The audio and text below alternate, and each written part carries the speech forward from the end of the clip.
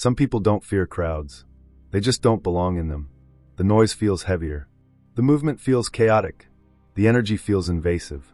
And while others recharge in busy rooms, they quietly search for exits. Not because they're weak, but because their minds are wired differently. The real question isn't, why do they avoid crowds? It's, what does their silence understand that others don't? Act 1. When stimulation becomes threat. Crowds aren't just people. They're sound, motion, emotion, and unpredictability, all arriving at once. For some nervous systems, this isn't stimulation.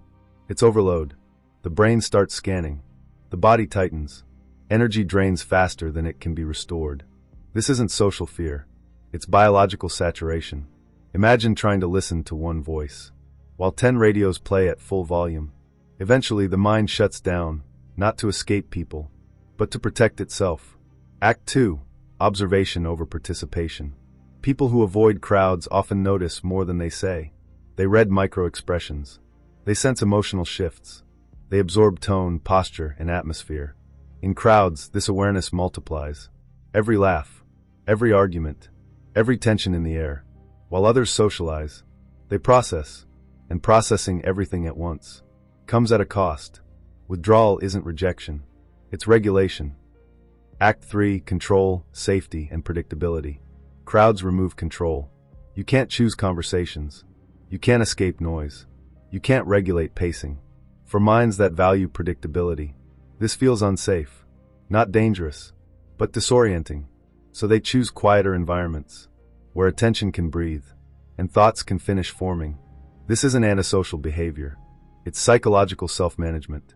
Act 4. When avoidance is healthy, and when it isn't. Avoiding crowds can be healthy, when it restores balance, but it becomes a problem, when avoidance shrinks life. If silence brings clarity, it's healing. If silence brings fear, it's a signal. The difference lies in motivation. Are you stepping away to recharge, or to disappear? Self-awareness turns avoidance into choice. Without it, choice turns into limitation. Act 5. The hidden strength behind crowd avoidance. Many people who avoid crowds are not disconnected. They're selective. They prefer depth over noise, meaning over movement, connection over performance.